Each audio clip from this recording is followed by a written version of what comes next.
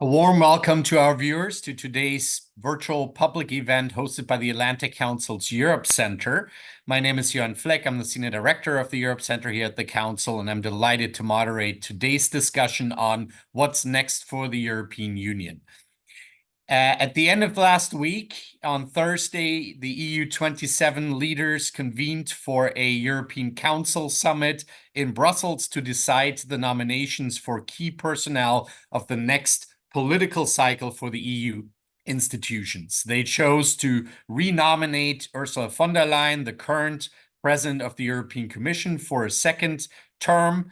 They also picked former Portuguese Prime Minister Antonio Costa as president of the European Council, and they chose Estonian Prime Minister Kaja Kallas as the High Representative and Vice President for Foreign Affairs and Security Policy.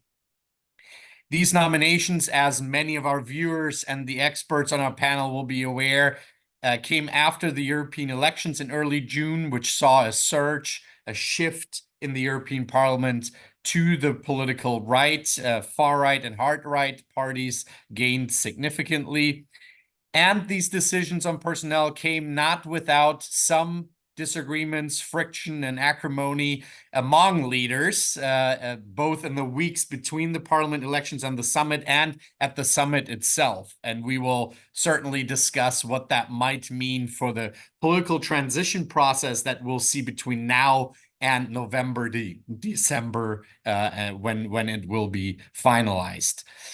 Personnel is policy, as they say, and so leaders also agreed a strategic agenda for the political cycle of 2024 through 2029, and under really three broad headings that I'll summarize as: first, strengthening democratic resilience and the rule of law, both within the European Union and abroad. Secondly, a focus on European security and defense, on preparing the European Union for enlargement and for becoming a more capable global actor. And then thirdly, a package of efforts around concerted efforts on European competitiveness in a changing global economy. I'm delighted to dive into what these personnel decisions and the strategic agenda will mean for the European Union in its next political cycle, what we can expect from the confirmation process, and we'll of course also touch on the implications of the French parliamentary elections for the next political cycle and what this might mean. I'm excited to be joined by an all-star cast of panelists from the Atlantic Council from across our programs and centers in alphabetical order. First, Léonie Alla, visiting fellow from the French Ministry of Defense here at the Europe Center of the Atlantic Council. We have with us Dr. Fran Burwell, distinguished fellow at the Europe Center and Senior Director at McLarty Associates. We have Charles Litchfield, the Deputy Director and C. Boyden Gray Fellow at the Geoeconomics Center at the Council. Ms. Olga Kakova, Deputy Director of our Global Energy Center for European Energy Security. And last but not least, Rachel Rizzo, a non-resident senior fellow here at the Europe Center as well. So thank you so much for this great panel, for joining us. Before we dive right in, quick housekeeping note: we would love to hear from our audience, your questions and comments, and you can submit them at askac.org. That's askac.org to submit them, or you can follow us on X at AC Europe and submit your questions and comments there. With that, let me kick off with Fran Burwell. Fran, maybe to set the table, you can give us your key takeaways from last Thursday's European Council meeting. What you noted, what stood out to you in this process of both deciding the personnel decisions, nominations, but also the strategic agenda, and maybe looking ahead a little bit, what are you watching now between now and the confirmation hearings? So, Jorn, thanks very much. It's a pleasure to be here. As you said, personnel is policy. And so I'm going to focus a little bit more on the people, or how we get them to be confirmed, because I think that there are a lot of uncertainties here. Antonio Costa is the easy one. As the president of the European Council, he only needs the approval of the member states. He has that. He was quoted this morning as saying he's going on a long vacation, and I think he takes office on December 1st. So he's done, signed, sealed, and delivered. Kaja Kallas of Estonia, very highly regarded. She will face some tough questions in a parliamentary hearing, and particularly as she had to do at the European Council to get their agreement, to prove that she can care about something other than Ukraine, other foreign policy issues. So, but I don't expect any real problems. She will have a parliamentary hearing, and then she will be voted on along with the entire commission. Ursula von der Leyen faces a more difficult challenge. I think that the strategic agenda that has been laid out is very much a continuation of what she has been doing. It seems very much as though she almost was part of writing the strategic agenda. So I would assume that she was, and that she can certainly make the argument that if you want someone to build on what has happened in the past 5 years, an extraordinary time for the Commission, really, with COVID and Ukraine and other things, you need me in there to implement these things, implement the legislation that we passed, and to do so while understanding the need to be more business friendly. However, she must get vote. She has an individual vote for the parliament. She needs 361 out of 720. It is a secret ballot. It is not like each party group says, okay, we're going to support you, Ursula, and then everybody in the party group is whipped into doing that. So it's a little bit more discretion allowed to the individual MEPs. The last time she made it by nine votes. She was at that time an unknown, largely on the European circuit, and seen as a new person at the European level. That has the advantage that you haven't annoyed a lot of people with your policies. However, while there has been this argument about how she will get the votes, she has, if you look at the count of seats between EPP, Socialists and Democrats, and Renew, she is seen to have about 390, 395. The party groups are still shifting a bit. It might be as much as 399. But she can't afford many people to walk away from that. So she is going to have to bring in some others. And those in the Greens and the S&D say if she goes to the right, they won't vote for her. If those on the right say they won't vote for her if she goes with the Greens. But I think a lot of this is bargaining behavior. And she will be meeting on July 2nd in talks with European Parliament leaders. So we will have a better idea after this week about what she is negotiating with each of the factions whose support she needs. Given this, I think July 18th is the earliest date that the Parliament could vote for her. And I think that it will happen about that time. We should keep in mind that if she does not get the parliamentary support she needs, the council has to go back and find a new candidate. You don't get a do-over with this. And that's a very, very high risk strategy for the parliament in this particular geopolitical time. However, I do see 3 big uncertainties. The first one is Meloni. She was excluded from some negotiations in the council before the European Council about picking this slate, if you will, and she's ticked off with some justice, I think. And I think that she is going to exact a high price in order to see if von der Leyen will have her support, or at least not the active opposition of her considerable group in the parliament. Second, we have a new group that is starting to form in the parliament, made up of Hungary's Fidesz, Portuguese Chagos Party joined this morning, and the Czech ANO Party and the Austrian Freedom Party. They need 3 more countries to join, and they are actively negotiating with the with Le Pen's party, with a national rally. They have asked for an extension of the time to put groups together so that it would be after the French election, because the national rally is a little busy right now in the second part of the campaign.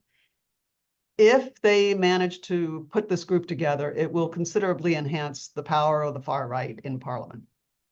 Finally, our last consideration is France. What will happen in the election? And what will that mean for the role of France, and French MEPs, both in the parliament and in pushing for von der Leyen, who has Macron's support?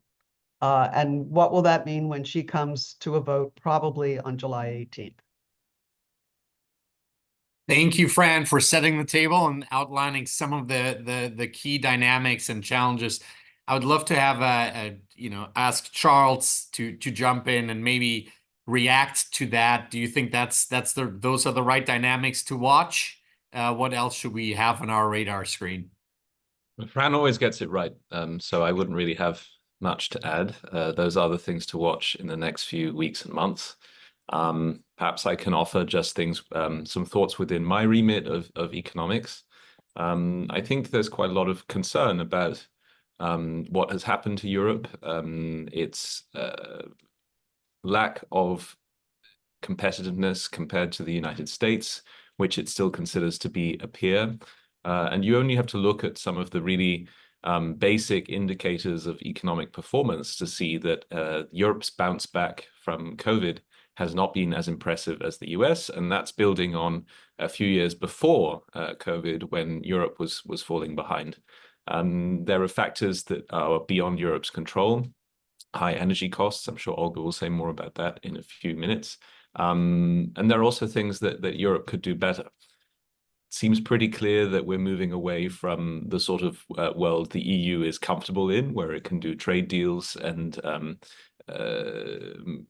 export its way into having a high standard of living.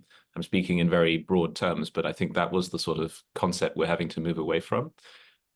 The advantage the EU should be using is the fact that it itself has a huge market, a big consumer market that isn't entirely complete. So there's a lot of talk about the single market. Viewers in Europe will know what it is, and some of our erudite US viewers will know. But the point is that the promise of the EU, beyond being a customs union, is that you can buy and sell services and goods from other countries just as easily as you can within your own country. But the promise isn't entirely fulfilled. And I think this will be the push for this commission, perhaps discreetly, because the demands of citizens are on better social standards, fewer trade deals, etc. So the fact that the EU is reorganizing into deepening the single market isn't necessarily unpopular, but I think it's something that they'll want to do a little more discreetly. Things are possible. You do have improvements that I think they can push for. I think another sign that this will be the big emphasis for the next 5 years are the two reports by former Italian Prime Ministers Draghi and Letta. It's all about deepening the single market. It is slightly by default, as I've tried to explain. The world that the EU feels most comfortable in is gone, and therefore we need to focus on deepening the interactions we have with each other, and hopefully out of that gain better economic prosperity. A few more remarks on the comparison between the US and the EU. The EU is more hawkish on China than it gets credit for. Obviously, in your introduction, Johan, you mentioned that some individual member states disagree with the decision on tariffs, which isn't as high as the tariffs the US will be imposing on Chinese EVs, but it is nonetheless very high for the EU. The EU does everything cautiously because you have to take 27 member states with you. So this initial foray into punitive tariffs lasts only 4 months. I think it will be renewed, but that's the sort of caution we approach things with in the EU. Not all member states agreed, that's true. But then if you look at the detail within the member states that are skeptical of tariffs, so Germany is the obvious one people point at, there is actually quite a lot of approval, not just from public opinion, but also from enterprises that are not auto producers. So I think there is actually more of a consensus now for using these new tools the EU has equipped itself with sort of regretfully. It's not what they want to be doing. They want the world just to be an open space for trade, but that's not where we are. So the EU isn't as naive as some people say in Washington. That being said, it doesn't mean that it sees eye to eye with Washington on everything. A diplomat who visited the council recently, rather senior, said that as the EU has moved more and more in a hawkish direction, it hasn't been able to catch up with the US because the US keeps moving even further.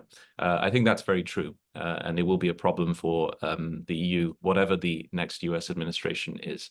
There's certainly not much hope on deepening trade ties with the US. These are obviously already very rich and dense. It's one of the biggest prosperous trading relations in the world, the North Atlantic trading relationship. But in terms of making it any better and improving the terms, I don't think anyone is naive and thinks that that can happen, no matter what the political scenario is. So that's why you have this sort of looking inward at how we can improve our own market and work on an internal regulation. And the final remark is on the so-called Brussels effect. There are many things I should perhaps have said on how the Recovery Fund is working, the Green New Deal, but I think we'll come back to them. So my final remark will focus on the Brussels effect. It is now a sort of cliche that the EU exports regulation. And step one is that because the EU market is so big and prosperous, firms decide by default to apply the EU rules so they have access to it, and it would be too costly to apply both. Even that is disputed now, and people have seen the news of Apple now creating 2 separate iPhones, one that is compliant with EU rules constraints on artificial intelligence and one which is not. So even that sort of basis of the Brussels effect is now being contested. Okay, it's one example, but I think a fairly symbolic one. I think there is some soul searching on step 2 of the Brussels effect. This assumption that because everyone applies EU rules globally, EU firms have a competitive advantage because they know how to apply the regulation better. I think that never really worked, and that assumption has sort of failed. It hasn't made Europe more competitive, that it is the originator of the regulation. I'm not criticizing any of the regulation per se. I'm criticizing that assumption that creating the regulation makes the EU more competitive. That cliche, I think, is slowly dying, certainly in the Commission. Perhaps it will take a bit more time in the Parliament. But my hope for the next 5 years is that not only do we have an emphasis on broadening and deepening the single market, but also on just working on Europe's competitiveness and improving regulation. That's it. Thank you, Charles. Tour de force. We'll come back to all of these issues: economic competitiveness, China, the Recovery Fund, and the dying cliche of the Brussels effect. But you already mentioned energy, green transition. I want to come to Olga, and that's very much your focus, the focus of your work.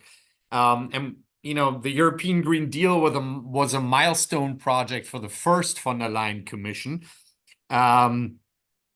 Since then, we've seen some backlash built, especially on the political right, from the center to the heart to the far right. There's been sort of discussions about rollbacks of elements of the Green Deal. What do you expect on that side of the agenda? It's part of the strategic agenda that leaders agreed and outlined, but very much down the list and down the pages.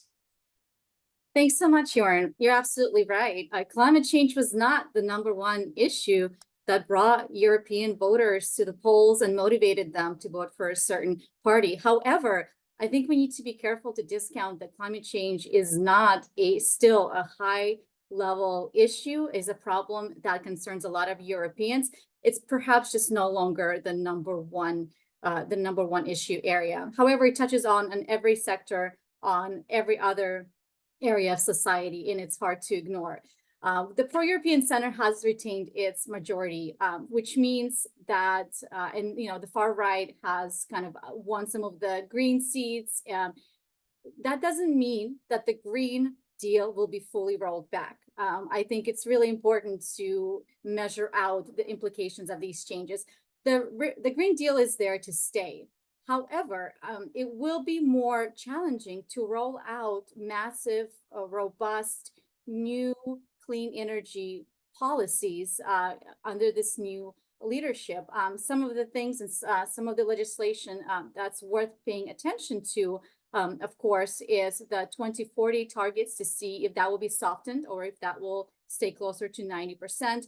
Taking a look at the policy around no carbon vehicles, low carbon vehicles for 2035, where as of right now across Europe, you will not be able to buy a new vehicle unless it's net zero. And that is a huge shift in Europe's transport policy. So we'll see if that will be softened as well.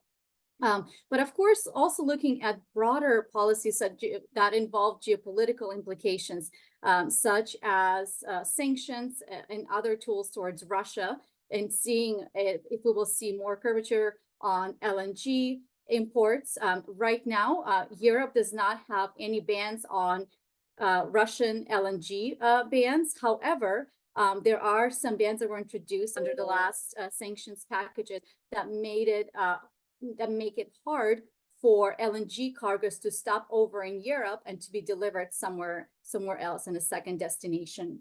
As of right now, there's no ban on piped Russian gas or LNG. We are seeing some price caps, but of course the implications of those have been softened. We'll see if there will be any changes on tougher enforcement or perhaps even lowering the oil price caps. I don't think it will be extremely likely. However, we will see if the competitiveness agenda, if the agenda around thinking through more efficient industries and production across Europe will push for more creative solutions across the energy field. But again, these policies, they are foundational in order to be able to measure progress and to track that progress as well. However, they are not the only drivers for climate action and for this unprecedented transformation that needs to happen. It needs to be a comprehensive approach in order to make sure that Europe is equipped to succeed. Key areas such as workforce development, access to financing, making sure that the energy market is properly integrated, making sure that the energy prices are competitive, particularly for the industries. These are the driving factors for keeping the transformation and transition of the energy sector moving forward. And of course, having the proper infrastructures and investment there, particularly around the aging electricity grid, making sure that that's being updated, but also building out the grid of the future. So a lot of this can be done at national levels. A lot of these solutions can be achieved at national levels. It don't necessarily need additional new EU level regulations. However, what makes it tough is making sure that these national changes and the way these issues are approached is coordinated well across the EU level. So again, so you don't have fragmentation. Taking example from the financing conversation of making sure that that is not drawing financing or projects development from one member state to the other. And that conversation is heating up right now as we speak. Energy will continue to be a hot topic for European voters, and we've already seen the implications of energy prices and what that did to the last round of elections. Thank you, Olga. So a very challenging field, a lot of detailed challenges when it comes to implementation of some of these goals, and what sounds like still a pretty dense agenda there, even if there's no new major initiatives. I want to dive into another key theme for the EU agenda, and that is sort of a geopolitical, the EU as a geopolitical actor, and bringing in Rachel here, maybe. And Rachel, the first von der Leyen Commission started as a geopolitical commission, or with the ambition of becoming a geopolitical ambition. And it's a little bit of a case of careful what you wish for, because it was by necessity in the face of COVID and then Russia's full-scale invasion of Ukraine that the commission had to become much more of a geopolitical actor. What do you think we can expect from a second term under von der Leyen in this respect, given that making the EU a more capable actor is one of the key themes? And what would you think we should see on that agenda in this respect? Sure. Thanks for the question. So you make a good point. The von der Leyen's first commission had a goal of being a geopolitical one, but I think that was sort of limited to geopolitics within the EU's borders, and COVID recovery was a big part of that. I think looking forward, second geopolitical commission reflects an understanding of not just how global dynamics impact the EU's interests, but how the EU needs to be a more forward-leaning global actor beyond its borders. And of course, that's easier said than done. But I think that there are a few places where if the EU can get it right, it will be seen as a more legitimate actor on the world stage. The first, I think, is foreign policy coordination. So trying to strengthen the EU's foreign policy coherence and coordination to speak with one voice on global issues. China is, of course, a big one here, and I think we'll probably get into that a little bit later. You have specific countries that are far more economically and geopolitically intertwined with China than others, which I don't think is going to change, but which ultimately ends up playing out at the EU level. I'm thinking of countries like Hungary and countries that are seen as more pro-EU, like Germany, whose economic relationship with China is more deeply intertwined than I think many European countries. There was this quote, and I think it's Reinhard Bütikofer that has said it before in the past, where there was this idea back in the day that whatever is good for General Motors is good for the United States, and now it's whatever is good for Volkswagen is good for Germany. And the fact is that most of Volkswagen's foreign exports go to China, and it's impossible to not see those economic interdependencies not playing out at the EU level. So that's one of them, just trying to be more closely coordinated on foreign policy. Strategic autonomy is a big one. I know people don't love that term. I think Leonie can talk about it a little bit more in terms of enhancing the EU strategic autonomy in terms of defense. But I think really building industrial capacity at an EU level, cooperating with NATO, and strengthening NATO's European pillar. From a US standpoint, that's going to take some support from the United States. You know, part of the reason we have found ourselves in the situation we are in today with an EU that is sort of feckless in terms of its defense capabilities, and European countries that are still woefully dependent on American security guarantees, is because of the role that the US has played here. So I think there needs to be a push from the United States for Europe to develop these capabilities in order to make sure that it ends up coming to fruition. And then finally, I would say strengthening global alliances is a big one. Strengthening partnerships with like-minded countries and multilateral organizations that both advance mutual interests and values, but also rebuilding relationships with the global South. I mean, I think there's an understanding on both sides of the Atlantic that China is really eating our lunch in this space. China has outinvested the US and Europe, in Africa specifically, at a vast amount since 2013. And I think there's an understanding that the EU and US need to put more of a focus here. Africa is going to be at the center of this, securing supply chains, ensuring that the EU is seen as at least as good of a partner to African countries as China is, if not better. I think it has some way to go there. Building infrastructure, making sure that efforts like Global Gateway and Italy's Mattei plan are both funded and staffed at levels that are conducive to long-term success. And I think India is also a big part of this conversation. There's conversations about a free trade agreement.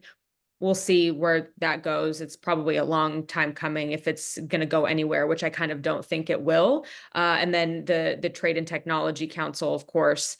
So materializing this agenda, I think it's going to be a little bit difficult. Depends on various factors like political will, member state consensus, and resource allocation, which is, I think, soup to nuts. That's how you determine whether or not this is going to be successful. So a long way to go and a lot to do. Long way to go and a lot to do. Naturally, a segue to Leonie, who who was already called out to respond in many ways on both what can we expect from the EU's China policy in a second term? Where will that play? But also the question around strategic autonomy, European sovereignty, a more capable Europe that can actually pursue its interests in a very treacherous geopolitical context. I'll let you pick out where you want to respond to Rachel's prompt here. Thank you, Jorn, and thank you, Rachel, for calling me out. I'll just start with the EU-China piece. I think the key word here is the sustainability of measures that have been adopted since 2019. And I say 2019 because that's when the triptych of partner, competitor, and rival was adopted. And since then, the EU has come a long way. But these measures are sustainable, they're here to stay, and will probably continue with the new commission in the 5 years to come, especially if the current triumvirate is endorsed by the parliament. And the first, there are two aspects I would like to highlight. And the first is that you have the EU who is taking the China factor into account in an increasing number of domains. And that is part of expanding EU's geopolitical role, obviously, and thinking more in terms of politics and power, which is not necessarily, in the first DNA in the creation of the Commission, but is in line with broader strategic goals, especially with regards to Russia.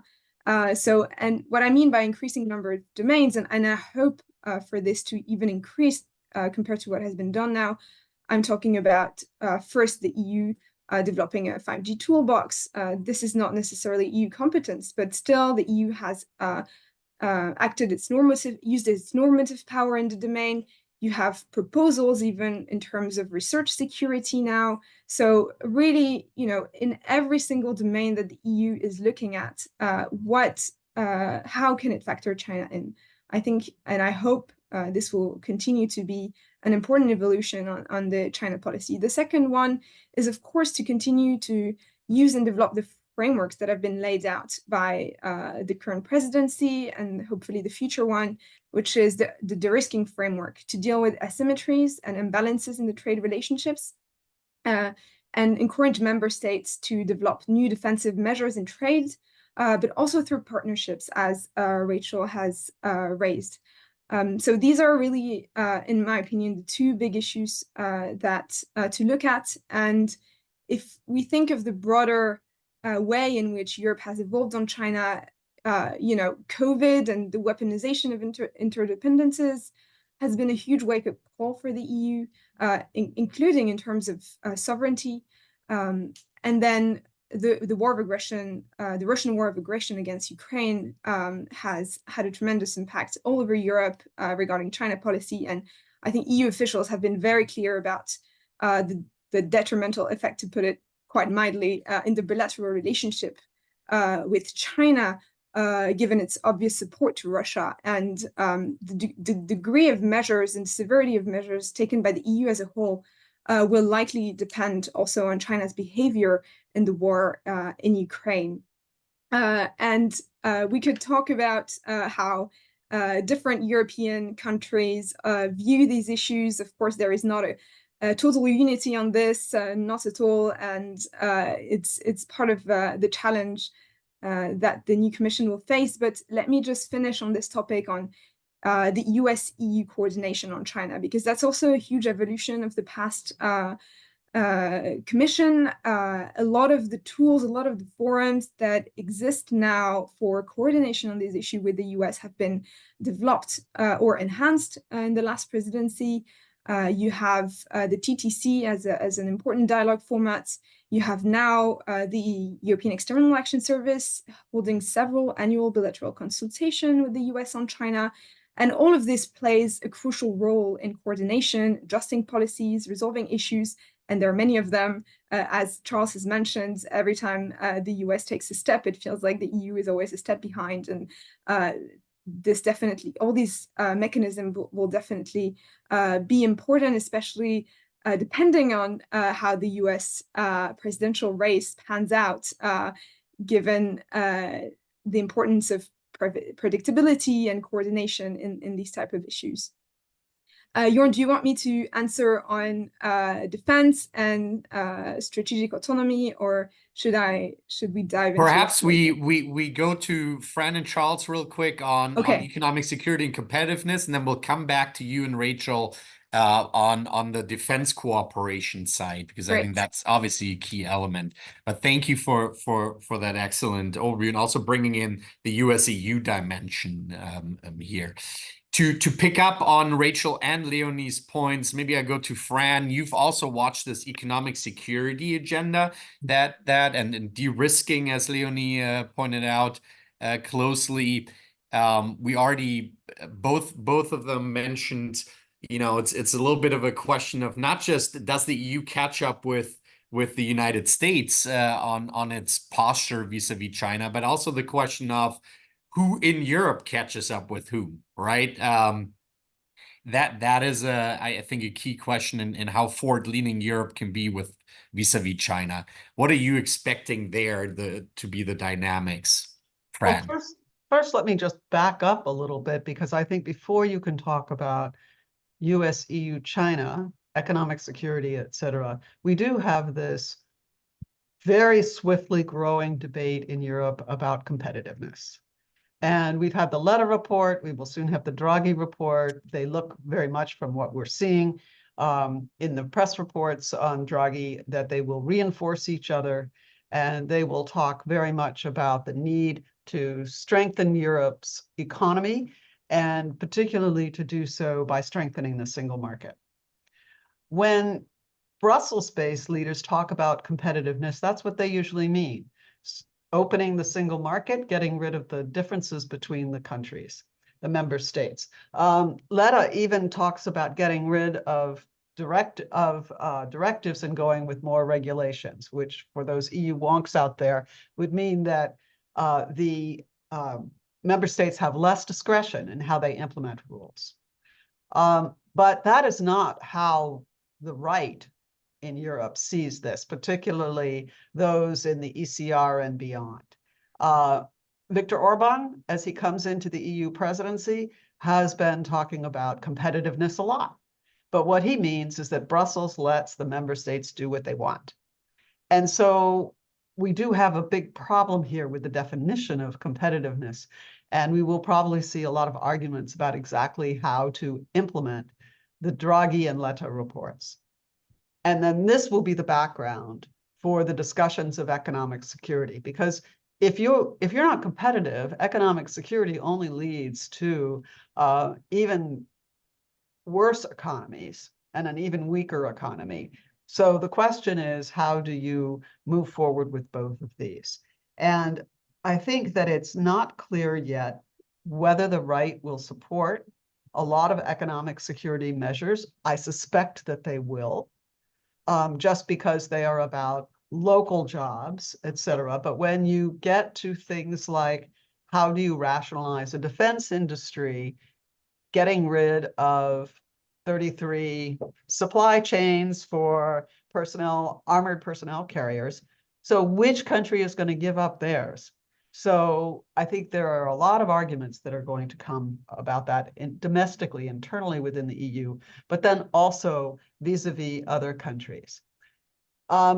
Leonie was right that there have been some important US-EU collaborations in terms of thinking about China and economic security, and we have seen the two kind of move together. And I agree with the statement that Europe doesn't get as much credit as it should in how far it has come.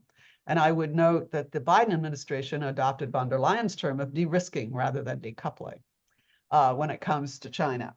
But it is not clear to me that we are going to continue on the same path. And that is because if we have a Trump administration, or if for political reasons the Biden administration becomes even stronger on China, or Congress does, how will Europe react if it feels that a US-China trade war is about to break out? Will it join with the Americans, or will it pursue its own path? And exactly what will that be? We have seen, we in the United States are not very enthusiastic about Chinese investment in the United States. But in Europe, there are major electric car companies from China that are investing in Europe and building major plants and providing a lot of jobs. And so this is not something that Europe could just, decide that it doesn't want to do. We will have to see the EU, the Commission, and the Chinese are currently negotiating about the tariffs that have been provisionally applied on Chinese EVs. And I think we will know a lot more as we see those negotiations proceed. But they're not expected to really conclude until the fall and won't be voted on until November, by which time the American election will be very much front and center of everyone's thinking.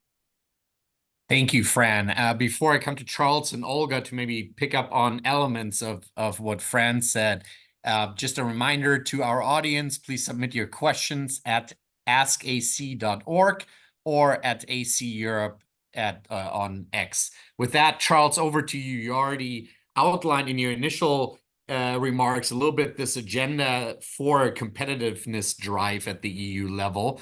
When you connect that with what Fran outlined, do you see the same challenges, same elements that will be decisive for how this shapes up? In case you didn't understand earlier, Fran always gets it right. Don't need to check. Fran. I'm trying to inject a little bit of disagreement here, Charles. Well, I'm always happy to disagree, but Fran, it's lost cause. So there are a few things I might add on the economic security agenda, given that in days past or days gone by, that relied from the EU's perspective on trade deals, free trade agreements, which allowed the EU to source the critical materials from countries other than China, basically. So there's a big emphasis, and still is, from some member states on getting the Mercosur deal through. And I think we have to accept that that is now even harder than it was before. Like the Canada deal, I think the Mercosur deal is a mixed agreement, which means that it has to go through all national and regional parliaments, including the Walloon Parliament, the Flemish Parliament. In fact, I don't think they're the source of the problem at this point. It's more the French Parliament. And so this will be maybe the first segue into something that we do need to mention again during this event, which is the result of the French election.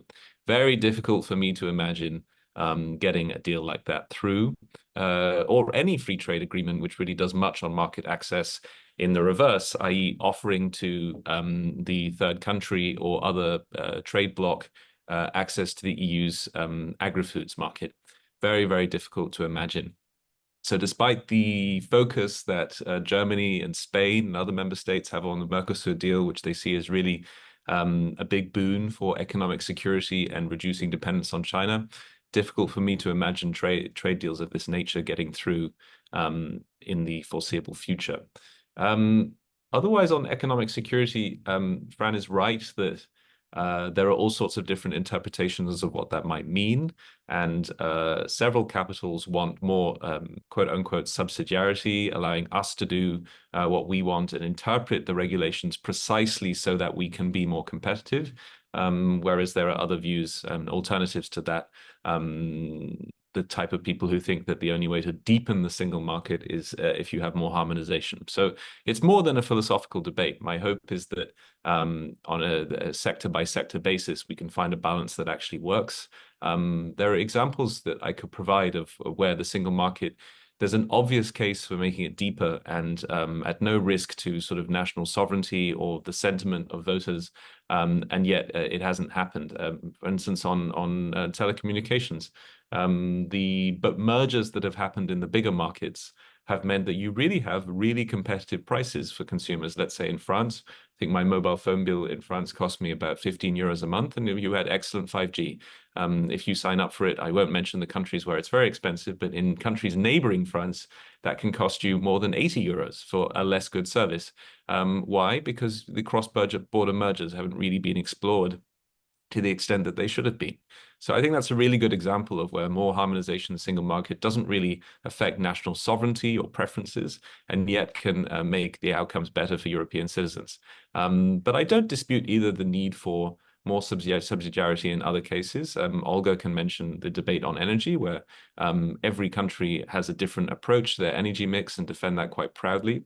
One other little hint at the French election is that whether or not we have a majority for the far right, and that is still a possibility, one of the areas, the criticisms that the far right has uttered in a semi-articulate way about the EU is the European energy market.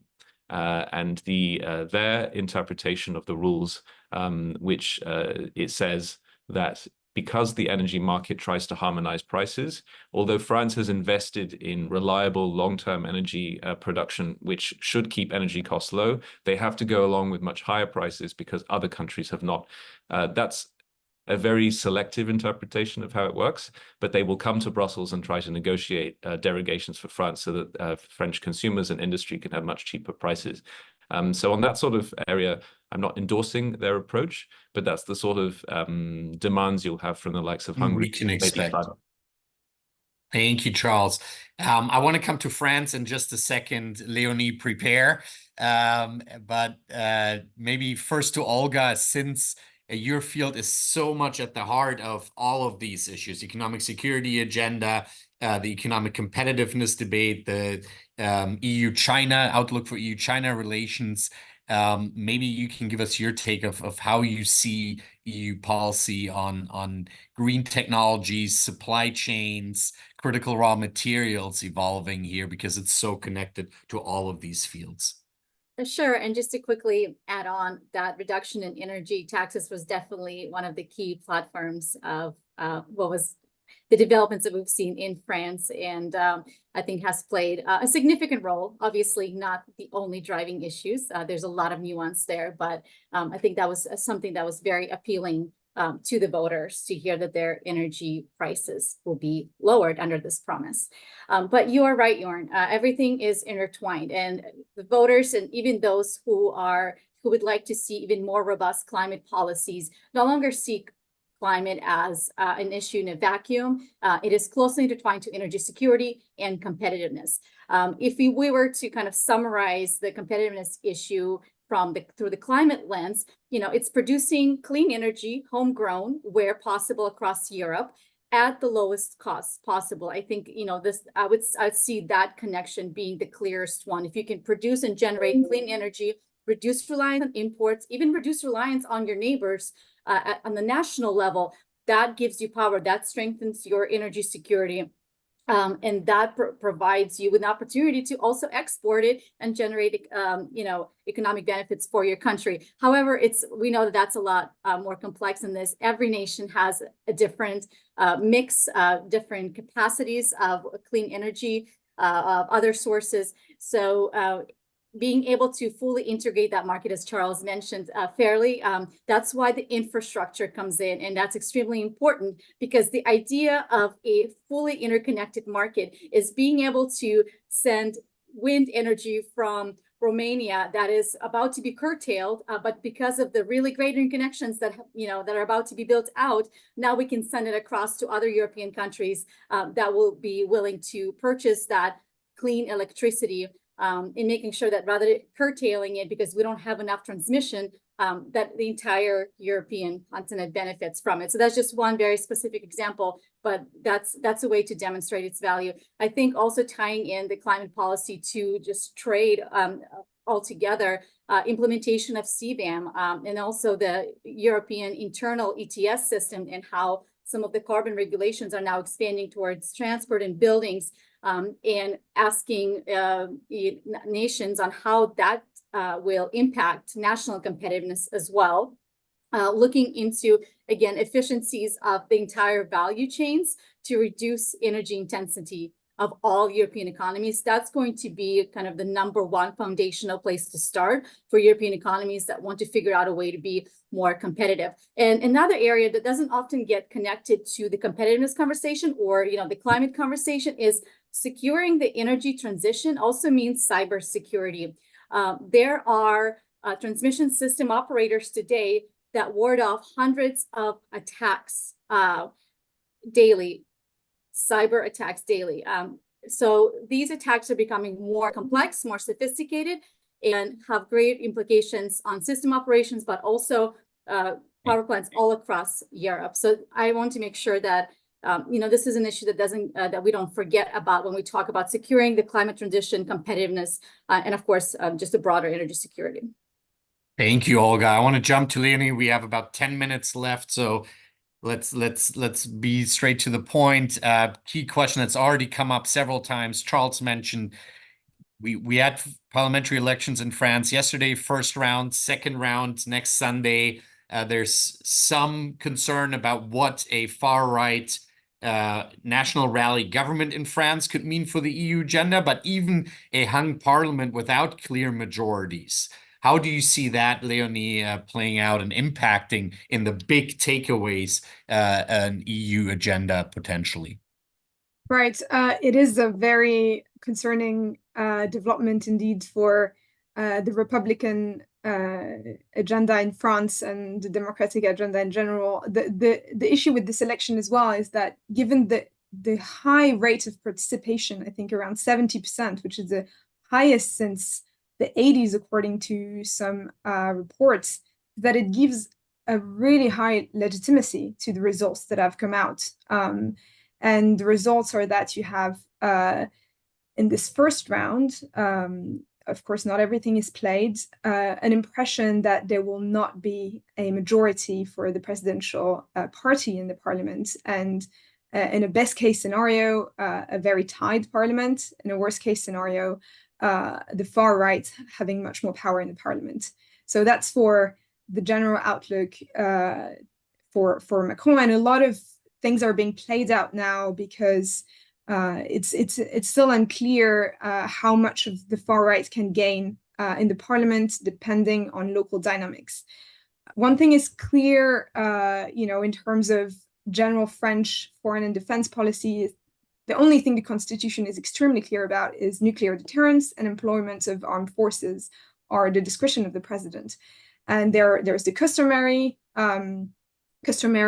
practice that says that foreign defense policy, including European policy, would be more of the prerogative of the president. That being said, it's customary, and you have for the first time a far-right party to be sharing power with a centrist party. So it's possible to expect a lot of difficulties in carving out certain agendas. And I'm thinking mainly in terms of course, the European Union, but also Ukraine, given the large scope of competences across different ministries that Ukraine would mean.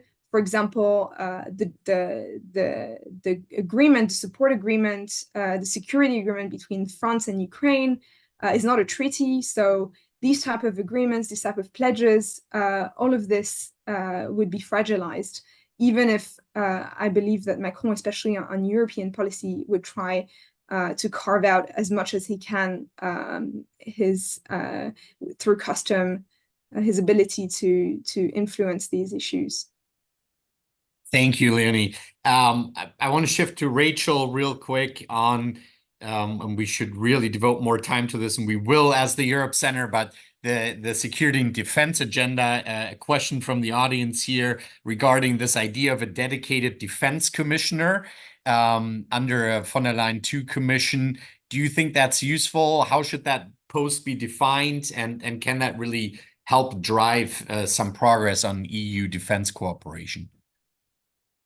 Yeah, I mean, I think it's helpful depending on what you just said, how it's defined and how much power or influence this position is given. I think that in order to be successful, this person will probably, in my opinion, others might disagree with this, of course, will probably have to have access to some pretty high-level NATO defense planning meetings, which gets pretty difficult when you talk about bilateral issues that have thus far impeded deeper NATO-EU cooperation. But I do think that ensuring the efforts on behalf of the European Union are complementary to NATO's efforts is really going to be key here.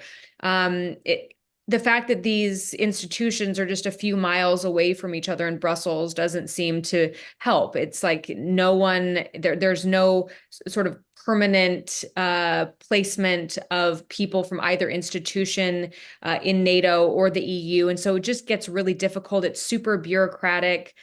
So there has to be a way, I think, to move past this. I think there's also a couple things here that a potential commissioner would have to move forward. The first is the European industrial strategy, which is meant to basically revitalize Europe's defense industry and meet targets for defense capabilities, and of course, continue support for Ukraine.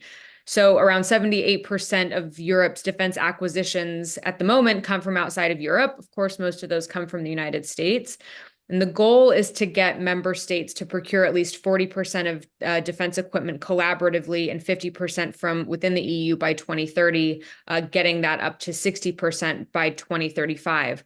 That, of course, is complemented with a European Defense Industrial Program, which is a €1.5 billion Euro fund, which helps boost domestic production and common production of military equipment. So that number seems like a big one if you think about it in terms of like 1 or 2 years, but it's $1.5 billion does not go that far. And so they really have to figure out how to put some serious funding behind this. And that's where we could potentially run into problems. This could continue just to be a lot of really big talk followed up with not as much action. And that's, I think, the problem that the EU has really always run into. But that it really needs to aim to avoid in this particular scenario. Leonie, 30-second response, and then I want to have one more audience question for Charles. Sure. No, I agree entirely with Rachel. I mean, the fact that the idea of a dedicated commissioner, dedicated VP for this would be highly important symbolically for the EU to represent all the efforts that have been laid out and the dramatic return of territorial conflicts and high intensity warfare in European soil. And for me, the questions are, as highlighted by Rachel as well, how much of a larger roles that, this commissioner would have that takes into account issues like resilience, preparedness, military mobility, issues that are very important also for EU-NATO cooperation, or how much of a defense industrial focus commissioner it would be. And in all cases, there's the issue of sovereignty and capability choices of member states, defense not being a normal market. But what's important as well is to remember that the Europeans have the European Defense Agency also. That's an important coordinating mechanism, which hopefully will be able to gain more competences through this symbolic measure. So I would say, even though clearly defense industrial base and technological basis is the key would be the key portfolio, the question is also how much of a wider role member states would allow this commissioner to have. So that's all I will add.